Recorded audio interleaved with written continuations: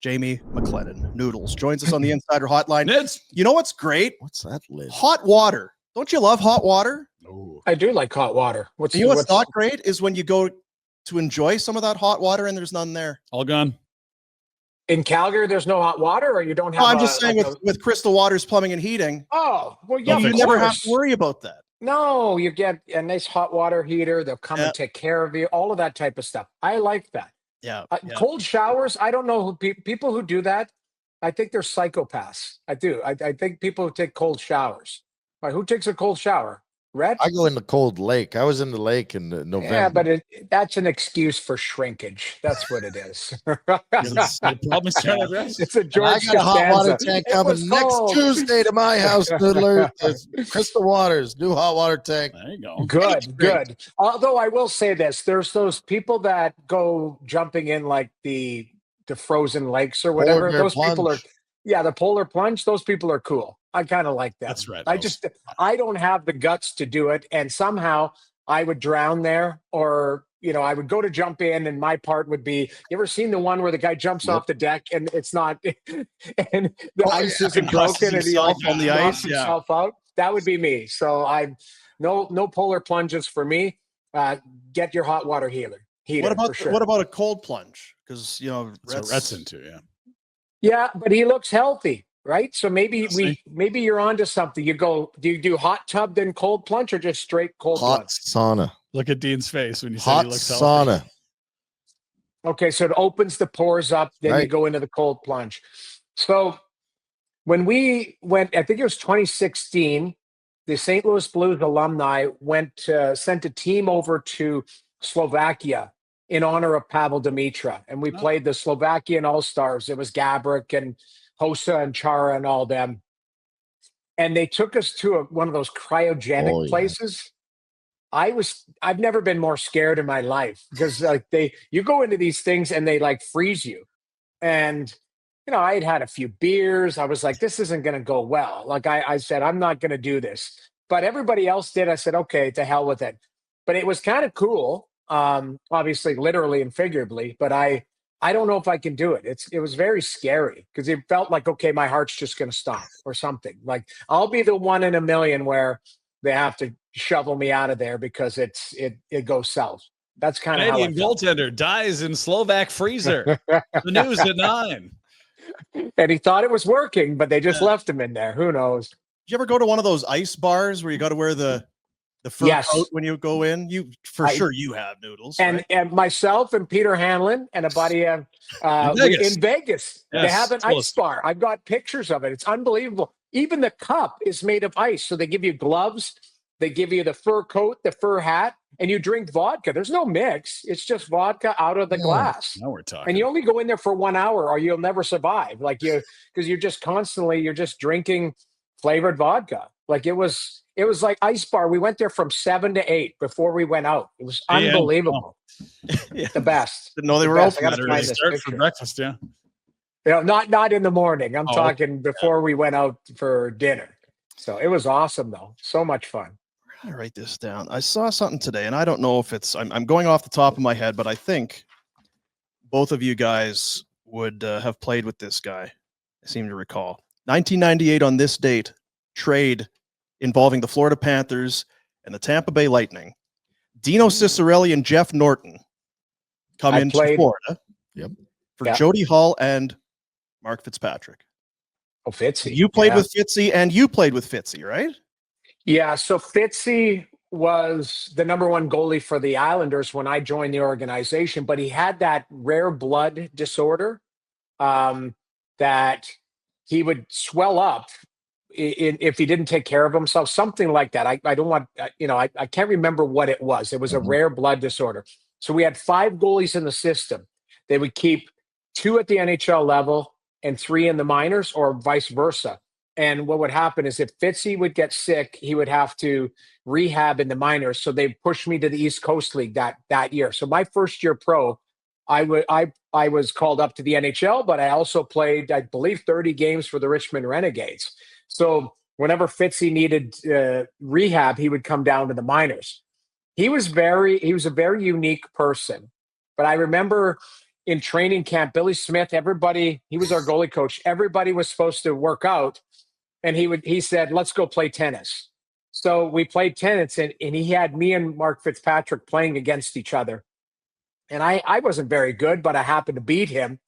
And in the car on the way home, Fitzy drove with his tennis racket in front of his face, not looking at me, like he was mad. And I was like, this is not good, because this is a veteran. And he was such a good goaltender. Like he was a really good goaltender Medicine Hat, and then a good NHL goaltender, but very, very unique, put it that way. Very and competitive. Yeah, yes. that is the nice way to put it. But I saw that, and I mean, Dino was Chico basically done. Was unbelievable, though. Like, I remember being in Florida. I've told it, where he one of the few guys where after practice go stand in front of the net and yell at you if you did not rip slap shot as hard as you could for him to try and tip pucks. The best puck tipper I've ever played with. Yeah, he brought the 7-minute abs to Florida, Noodles. I can remember training camp. He bragged about it all for training camp, that he'd done his 7-minute abs all summer, so he was in shape. How did he look? He looked like a goalie, didn't he? He looked like I kind of thought he was shaped like a goalie. Maybe not, but he was such a great scorer. Oh. Like in that 10-foot radius, he was tough to get away from the puck. And I remember he had, like, in Detroit, I don't know where was probably his most successful year. Probably Detroit, and like he never won there, though. Was with the Red Wings, and then before they started, I think it was the year before they went and started lifting cups. He was out of there. Yeah. He had. I think he had an off-ice incident maybe there too, or something. He had on-ice incidents, off-ice incidents. He was a mean bastard. Was it Luke Richardson that he two-handed in Toronto and then couldn't come back across the border or something like that? Yes. And he was with Minnesota. Jack, like there's some, you think of some of the old school stories, like you're like, oh, couldn't come across the border. Like, what's going on? Like, do you imagine now? It's like, the Leafs are playing this team, but that guy's not available. He's not allowed to come across the border. Or the Flames are playing, Colorado, and that guy can't come across. That's 50 goal scorer. He can't come because he absolutely swatted someone. Well, Tyler Bertuzzi couldn't because he wasn't vaccinated. I don't know if you remember that. I was just going to say Mackenzie Blackwood, I believe, was the other guy that couldn't come into Canada to play in the bubble or whatever. Well, did Rocky Thompson basically lose his job because of that?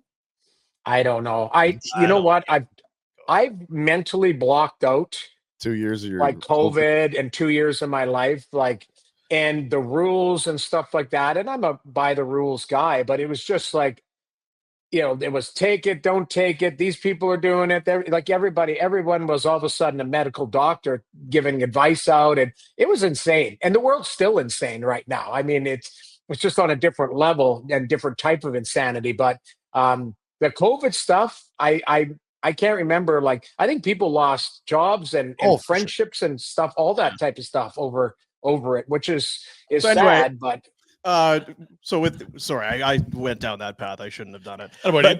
Just final thought on Dino Ciccarelli. The thing about it was, like you say, he made his living in the crease, getting hacked and whacked, and he'd give it back and he'd take it. He was 5 foot, and he was like they're calling him 5'10". I don't know that he was 5'10". Maybe no.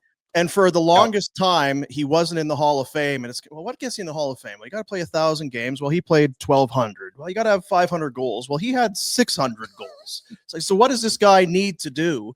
And then finally he got in 1,200 points in 1,232 games, 608 career goals, another 141 playoff games with 118 points. Not bad for a little squirt. Well, you look at some of the players back then, they weren't big in stature. Like Marcel Dion he's not a big guy. I've met him several times. He's a fantastic guy, but he's not big. But those guys in that era, they had to be mean to survive because there were people that were trying to kill them out there. So I know Dino was a tough player. Would you say the skill level's great, all this, the game, we can't make fun of the game. It's pretty damn good. But that's a skill to me that's not reinforced enough. And I'm talking about Ciccarelli and going to the front of the effing net and just causing hell. I don't, Yeah. and maybe I'm underestimating it, but I don't know like who in the league would stand out as that type, and maybe not even that guy, but who? Tim Kerr, Simpson used to. Yeah. You know, Pavelski was good most Dave recently. and Tkachuk. was Yeah. unbelievable. Ryan Smith, Thomas, was it Holmstrom in Detroit? Yep. Yeah. He'd tip Yeah. home a Yeah. bunch. Your buddy, Franz. It'd be Yeah, different, but, Johan like, Franzen. Yeah. Remember last year when Hyman was going to flirt with like 60 goal pace and they'd show the heat map and they're all like 2 feet away? Maybe a little less tip, a Yeah. little more backdoor, but still getting his work done in tight. But is there anyone Not else quite the that same. reeks I of don't it? Like just off the top of your head, there always was guys. Chucky's The pretty only damn guy. good. Well, there was probably 20 of them in the league when we were around. Now there's one or two. The game is so fast and they move around. The guy I can think of who's really good in that 10-foot radius are the Tkachuk brothers, Yeah. both of them, Yeah. right? Like both go there, both get a lot of their goals in tight. But now it's just like Matt Duchene scored a goal last night. It was ridiculous between his legs. And, you go there, but because the game and the rules have changed, it's not a scary place. That's Not a why battle. goal scorers aren't afraid to go to the middle of the ice with their head up their ass because nobody's waiting for them. It used to be Brian Marchman would be waiting for you Stevens. and they'd carry you off. Like it would literally, and the guys on the bench would be yelling at their own teammate going, why did you go through the middle of the ice with your head down, knowing that guy's on the ice? Yeah. Where I heard that nowadays, actually the other night. You mentioned that watching the game, and I think it was the Prime game. I just find that the audio is so good. And someone was going to be coming through the middle, and you could hear the bench. Hey! Yeah. It's like Yeah. it was never close because no one hits anymore, right? But Right. like you say, 10 years ago, you better get your head up. But in this one here, the guy that had the chance to hit him had no intention of laying the body. He was Well, because in his mind, he's going, if I don't time this perfect, it's going to cost me a bunch of money. Yeah. Because if the guy goes to bail at the last second and you catch the shoulder to the head or a knee on knee or I'm going to have to fight because, the guy, like something happens, the game has changed. I'm not going to criticize it. It's just different where you see where it was. I'm friends with a lot of former Oilers and they used to give heck to Ales Hemsky because Robin Regeer would destroy him, twice a game. And Hemmer, give him credit, tough as nails, because he would go wide on Reggie, and Reggie would say, come on down the tunnel of doom, and I'll run your face into the glass in the corner. And same thing, through the middle of the ice, there were guys that were just predators. They were flat-out predators. Even Dion, early in his career, God, Dion was a killer. is there anybody now? Because at one time, like you say, there Truba was for sure. so Truba, but Gudas maybe, but I don't even know if you see him do it as much. The thing is the game, I still come back to it, is guys go in the middle of the ice, but then they'll spin away or they'll do something. Sorry, the other day is a perfect example to me of a guy that was coming to the middle and actually got hit. And I still don't believe that it was, I forget who it was that hit him, but I don't think it was his fault. Yeah. Like I'm like, this guy's trying to lay his shoulder into his chest. And these guys are so good. They get their heads up and at the last minute dive and move out of the way. Yeah. Like I always have, it's a very fine line because your instinct is to avoid contact. Your instinct is to try and get out of the way. And we see guys all the time. I don't know how many times I'll be watching a game or calling a game. And at the last second, the guy's coming up the wall and he sees that contact's going to come and he turns. And the guy's already committed to the hit. And you hit them, and they're like, oh, that's a terrible hit. And I'm like, well, I get it. It is a terrible hit, but the guy's already moving 1,000,000 miles an hour, and he's committed to hitting you, and he ends up hitting you in the numbers because you turn your back on the play. Like, I don't know, Rhett, you guys, have been through minor hockey. I'm just going through it with my 7-year-old son, minor hockey. At what point was it taught, turn your back on the play and to protect the puck? And it was like a Forsberg thing, the reverse hit. But now the kids just turn their back on the play. And I'm like, I don't really like that because it's scary. You never want to see somebody get seriously injured out of it. It's definitely taught. Yeah. And talked about. Well, I know they've got the stop sign on the back of their jersey, but it still doesn't help. Just blows right through those stops. That's true. It doesn't matter. Right through. Yeah. Were you in Long Island last night? Yes, I was. Yeah, I got back. That's why I'm drinking my greens. I'm going to work out as soon as we're done. But how's that barn, by the way? That's what, year 2 of that new building? It's honestly, it's very well done. Awesome. They're high end. They're going to have a high end mall. They got a high end like shopping there, but it's also, they thought of everything for the rink. It's nicely spaced out, good seats. Like it's not one of those cookie cutters. Hey, let's just plop a rink in and get through this in 18 months and build it. Like they put a lot of thought into it, a lot of money.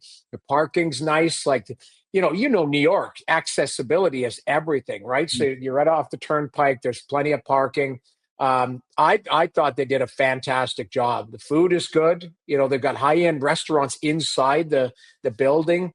I got a tour 2 years ago from Kimber, their PR guy, walked me through. He said, hey, I'll give you an alumni walkthrough. And it was unbelievable. I spent about an hour with him and went through their dress room, Now, Lou has pretty strict rules. Apparently, if you're a Pigeon, you're not allowed anywhere near certain things for the team, right? Because it's just, that's Lou, right? But Kimber, showed me some stuff, and then there was some stuff he couldn't show me. But he was fantastic. It's an unbelievable setup. And the team it's interesting. They got a bunch of 30-somethings there that they're going to have to move away from eventually. The goalie's great. Like, Sorkin is a superstar. Dobson's a nice player. Barzal, like they've got some players there, but I think there's a cycle they still have to go through to get to that next level. And I don't know how patient the coach is compared to the general manager. There's already been a disconnect where Patrick's like, hey, we're doing what we can with what we have. He said that one time, basically saying like, this team isn't very good, but they work hard. They really work hard. So it was a grind them out game last night, and Ottawa found a way to get the empty netter and a 2-0 win. But I was going to say, unless you're paying really close attention to the league or the Senators, the Sens have a goalie who has 6 starts, 5 wins, and 2 shutouts. Merilainen, baby. Yeah, Leevi Merilainen.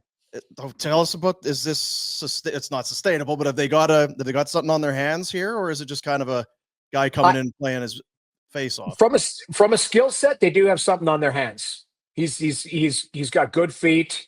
He's got a great demeanor. You know what? And I'm not going to, just because I'm on a Calgary show, but he's got a lot of Kipper's demeanor in him. Like I've talked to Travis Green about it. I've talked to the players. They're like, this guy barely says 2 words. Like he just is his interview. We interviewed him after the game last night. We had to ask him about 8 questions to get a minute worth of content, but it's 1-2 words. He's just chill, and he plays chill. Now we'll see, that initial adrenaline, if it wears off and, the league starts to scout you a little bit, but I do like his skill set. And I think he's got a chance to be a really nice goaltender, like, a top tier goalie, if he can continue this. You're not going to get shutouts every night, but the team is playing well in front of him.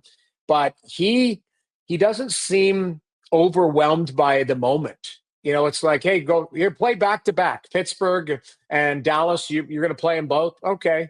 I watched him in warm-up. He just kind of does the same thing. It's almost like he's in slow motion, and then he gets in the game, and he's explosive. And those Finnish goaltenders have really good feet. That's the one thing when I look at Finnish goaltending, their feet are always elite. That's what Kipper, his lateral movement and his flexibility, all of that type of stuff was elite because they work at it. This Merilainen's got some of that type of stuff. I don't know if he's got the reads and the smarts and the durability and all the stuff that came with Kipper, who I believe is a Hall of Famer.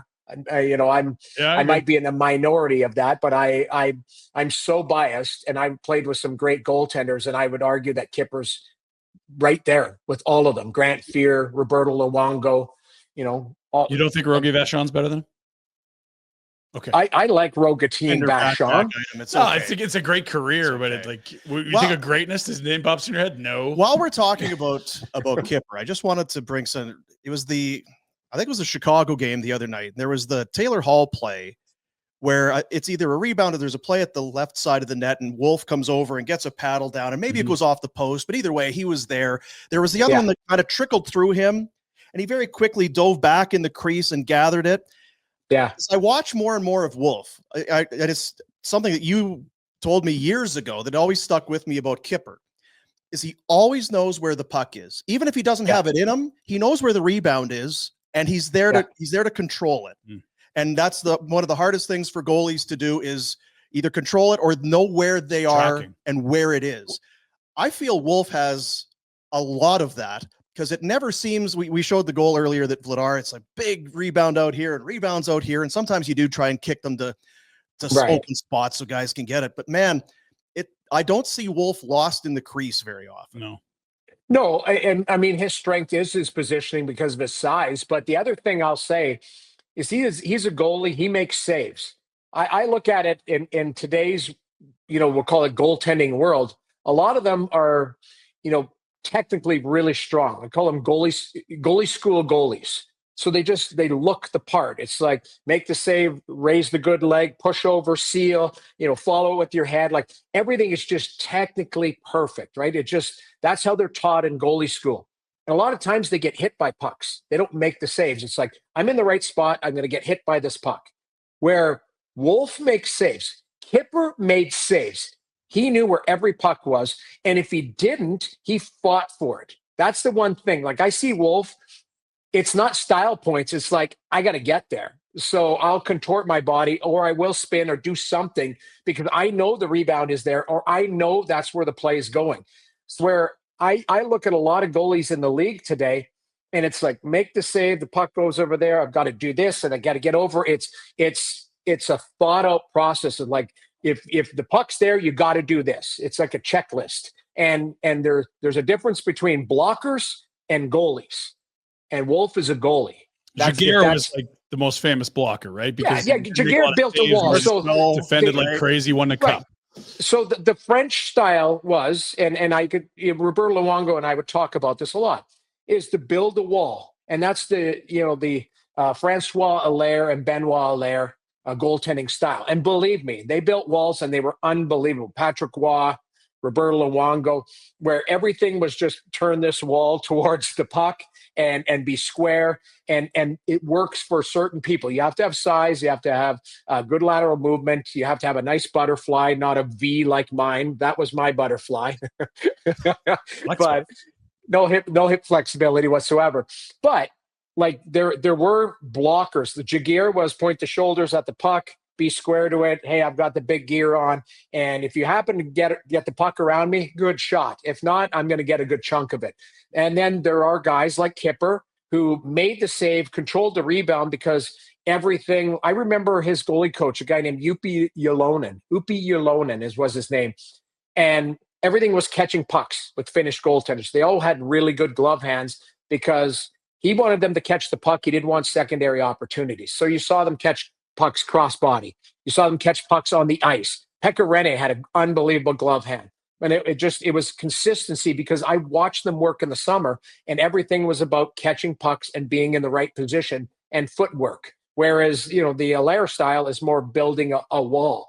So coming back to, Dustin Wolf, he doesn't build a wall. He makes saves because he knows exactly what he needs to do to make that save. That's what's impressive about me. He continues to grow. He hasn't grown on me. I've been, tooting his horn for the last couple of years. I keep saying, I wish I could hand him 18 months of experience and see what his ceiling is as far as durability, mentally and physically. 3 of the next 5 the Flames will play will be Jets, and they played Binnington last night. They might see him again tomorrow. Just a thought on, is Hellebuyck your first overall? You pick a goalie to win a cup today. Is he your goalie? Is there someone you like more than him right now? And then maybe what Canada's got in Binnington for what Dean's calling the Olympics in a month. So, yeah, the fake Olympics in a month. I don't know what that anyway. Pretend Olympics, yeah. So I'm going to answer the second question first. So Binnington, I've liked this game. I saw him play live, just after Christmas. And, one thing that always concerned me when he wasn't on his game is he was out of control a little bit. The emotions, he gets worked up in a game and then he gets running around a little bit in the net. But if you look at his skill set and then talking to his goaltender coach and the guys that he works with in the summer, this is the one thing that people don't know about him. He works his ass off. Apparently, he's a really, really hard worker and a student of the craft. So I pull for him. People may not like his demeanor. They may not like his attitude, or we'll call it arrogance in the net or whatever. I like it because I think he just wears it. He's like, I'm going to be like this. I'm not apologizing. This is how I'm going to play. I think he's going to be fine for Canada. He doesn't have to steal them games. He just can't cost them games. That's the way I look at it in the fake Olympics. And as far as if I'm choosing a goaltender today, it's weird because Vasilevsky's always been my guy. If I just had to, it was Pekka Rinne into Vasilevsky. If I had to build a goaltender, if you ever seen Vasilevsky off the ice, his head is twice the size of mine, and his eyes are like, he's like a mascot. He's so big, and he just is everything about him. He's just a huge man, and he's built to be a goaltender. Roberto Luongo had size 15 feet, which was weird. So I look at guys who are just built to be a goaltender. Vasilevsky's my guy. I think he's more rested this year. I saw they gave up, what was it, 6 against Boston last night. I thought they lost against Boston. I didn't get a chance to watch that game. But Vasilevsky's always been my guy. But I think Hellebuyck is, if you look at his body of work over the last two years, it's hard to argue what Hellebuyck brings to the table every night. And the crazy thing about Hellebuyck is he just plays every night. Back to back, whatever's needed, he plays. And one other thing I will add on Hellebuyck. I don't know if you remember watching his year-end press conference last year, where they didn't play well against Colorado. He gave up a bunch of goals. Colorado found a formula to get traffic in front of him, and they were shooting around him. Hellebuyck starts his press conference going, I don't know if you guys are going to believe this, but I felt great. I think I'm playing some great hockey right now. I've never played better hockey. And people are like, are you crazy? Like, what are you talking about? Yes. And Hellebuyck has this, just for me, this aura, this demeanor about him. He can give up 7 and he'll come out and go, yeah, I felt great. Just didn't work for me. Like there's this ability of amnesia or a belief in just, he knows what it takes, and he knows, like, if he's good or not, how he feels. And he doesn't make any apologies for it. And I love that. I love that about him. And obviously that team feeds off him. I think there are maybe goaltenders that might have more raw skill, but his whole package is hard to argue with how elite he is right now and has been the last couple of years. It feels like most goalies do this, and every year he's a Vezina finalist, and if he isn't, it's like, whoa. Yeah, he's just every year he's there. But if you went back and looked at him statistically, in his 20s, it was good year, bad year, good year, bad year. And then it got to a point where it's like, okay, the bad years are kind of disappearing, and this guy's morphed into. And if you look at him from a style standpoint, you talk to a lot of goaltenders, a lot of guys don't like the way he plays because he's very rigid. And the one thing I like, he holds his edges. Like, there's plays he stands up and makes saves, where every goalie now is butterfly and then try and find the puck. He's like, I'm going to stay on my feet. And there's times where you get beat 5-hole where you're just standing there, like, and he gets beat 5-0 and it goes, yeah, went 5-hole. I never had that confidence because I'm like, God, that looks terrible. And you're watching it on the Jumbotron going, yeah, he didn't even move, but he held his edges. Like, to me, he has this confidence and this aura about him. It's pretty impressive. The Jets are going to be a funny one to watch down the stretch here because they're very good. I'm looking here. 63 points, tied with the Caps. How many? Because when the prognosticators have to make their picks, who's going to have the faith in them to go with them again as a favorite? Because last year they look real good. And 2 years they ago, got bounced by Colorado in round 1. Their first place in interdivision 2 years ago and tumbled to a wild card. Yeah. So they limped. Back years of they when it mattered. limped. Yes, they limped into the playoffs 2 years ago. Yeah. And, remember, was it Rick Bowness at the end of the year, like, basically called out the players? Was that 2 years ago or last year? 2 years ago, yeah. And Maurice, and, like, his hands and walked away. Quit. It's been a lot. Yeah. So something was fishy there for a bit. And I don't know if they were able to clean that up, or it was just, addition by subtraction of players out of that room. I don't know what it was, but they seem to have gotten their act together. But I agree with you. It's a great point. How many people are going to put their hand up? Because for me, about 5 years in a row, I kept saying that this is, Winnipeg is the deepest team. I don't see a weakness in their lineup. Chevy's done a really good job. And then all of a sudden, Colorado just goes in and rinses them. And you're going, okay, now what do we believe in? And to be honest, Hellebuyck does have something to prove statistically in the playoffs. His last 3 or 4 playoffs haven't gone the way he's wanted to. So I think there will be pundits, all of us, saying, I don't know if I believe in them. It's, I'll believe in them when you show me that. I live in Toronto. That's the mantra here. We'll see you in April. That's because and in April they're cup favorites all year long, and then what happens in the playoffs? I don't know. Now, do they break through? This is year 9 for them in Toronto. We'll see. Well, you mentioned I never thought of Vasilevsky as a mascot, but it's probably not a terrible comp. That's your boy with the eyes there. Yeah, he's I love the guy. Like you see the puck. That means he's focused on the puck. I'm telling you, right. Yeah, he is so good, and he's just kind of got this demeanor. Like, I don't know, was it him being interviewed? Was it this year where he's being interviewed and somebody farts and he can't control himself laughing? Was that this year or last year? Yeah. I don't know. They all blend together, but I just think, Tampa. They did it. He was the backbone, and then people have just forgotten about them. I still think Tampa's a top-tier team. I really do. Mm-hmm. And I think they'll make some moves at the deadline, as they always do, to kind of add. And they've been eliminated by Florida, I think, each of their last couple. So you might be a great team. You can still lose to Florida in round 1. They did it last year. That's the Winnipeg Jets and the Calgary Flames in the Smythe division. Yeah. That's what happened. Bad timing. Exactly. Appreciate you, pal. Have a fine week. Sounds good, guys. Everything's good? All good. Yeah, just grinding away. It's got another game in Ottawa tomorrow and then back to New York on Saturday. Ottawa's had a very tough schedule. They're doing these one-offs. They went on a 9-game road trip and then they came home for 1, then back to Pittsburgh, home for 1, then to New York, home for 1, back to New Jersey, New York Rangers, and Boston. And then they got a bunch of home games. Like their schedule, if they can just continue to grind and get points, their schedule's very favorable down the stretch. I've been looking, and it's an interesting case study. I think there's a website out there. It's called Strength of Schedule, where you look at, like, I out east, everything's lumped up. And I'm saying, well, some of these teams haven't gone out west yet.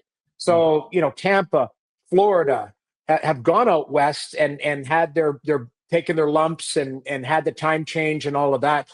Toronto Maple Leafs go out west 3 times from February on. Like, their schedule, they've had a lot of home games. So I look at strength of schedule on a lot of teams that are either top tier or fighting for position. And that'll be, I think, the telltale down the stretch here. If you can, lump together a big run for any of these teams to either make it or push yourself out, including the Flames. Their schedule's been kind of all over the map. You talk to people with the Flames, well, where are you today? Oh, we're, in Vegas, we're in St. Louis, we're all over. I mean, I don't know. I can't remember the last time they had a huge run of home games. Was it before Christmas, maybe? Yeah. I think it was a 5-gamer before Christmas. Vasilevsky's 30. To me, it feels like he's done a lot. Tampa Bay for 30. If you look, if you look at the spine of their team, okay, you think, Tampa's old.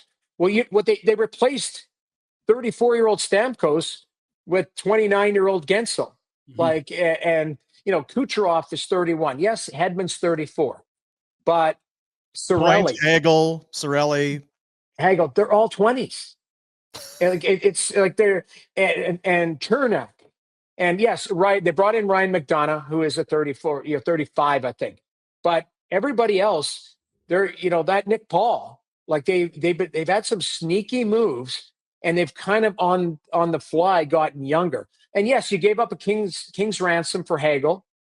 You overspent on Jeannot, and that didn't work out. Like they've swung. I don't know how much they have coming. But if you look at the way their team's built, there's longevity there, because those guys, Kucherov, Vasilevsky, all of them, they're not old. They got mileage, but they're not old. So Kucherov is still, to me, one of the most I don't know how to explain it. To watch him play, it looks like he's playing at a beer league game for him. Yeah. You never see him busting his ass super like, oh, look how fast I'm going. I got to get to this. No. Everything is calm and smooth and on the tape. Shots are right in the corner where it has to be. He's amazing to watch. So Brian Englom, who I love his color, I love his work. So every time I'm in Tampa, I'll go and sit with him at morning skate. And he said to me, he goes, Jamie, you want to do a case study? Watch Kucherov all night. He goes, if he gets to top speed 5 times, he goes, that's a big night. He goes, he gets to top speed when he needs to, when he's got the puck through the neutral zone or something. But he goes, he's always slowing the game down. Always. He goes, he's where the puck is going. He said, he's not the one going and getting it. But he said, it's amazing to watch because he goes, he's so smart. He goes, he thinks the game as good as anybody in the league. And I watched him that night and it was funny. You wouldn't call him a perimeter player because he's got some, like he's got some bite to him. Like he'll hack you and chip away at you a little bit. But he is just so smart. And Englund was right. I couldn't count 5 times where he was at full stride, where everyone else, that Braden Point is moving a million miles an hour. He's so fast. And same thing with Hagel and Ciccarelli. They're fast players. But there's Kucherov just methodically through the neutral zone, methodically everywhere, and rocket passes, slap shot passes to guys and on the tape and setting them up. He's an unbelievable player. Yeah. Unbelievable. And then on the power play, it's almost unfair. So you're going to give me more time now. It slows down even more. Yeah, that's great. nice. Yeah, that's great. That's gross. Yeah, it is gross. Oh, be good, fella. We appreciate you. Okay. Thanks, guys. We'll chat soon. Yep. Jamie McLennan on the Insider Hotline, presentation of Crystal Waters Plumbing and Heating. Hey guys, thanks for watching. Be sure to check out more of our content right here on the Flames Nation YouTube page. We had a bunch of great long form interviews. You can check out some videos we've done as well outside of the studio. And of course, if you want more writing or merchandise stuff, flamesnation.ca or nationgear.ca. Appreciate you watching.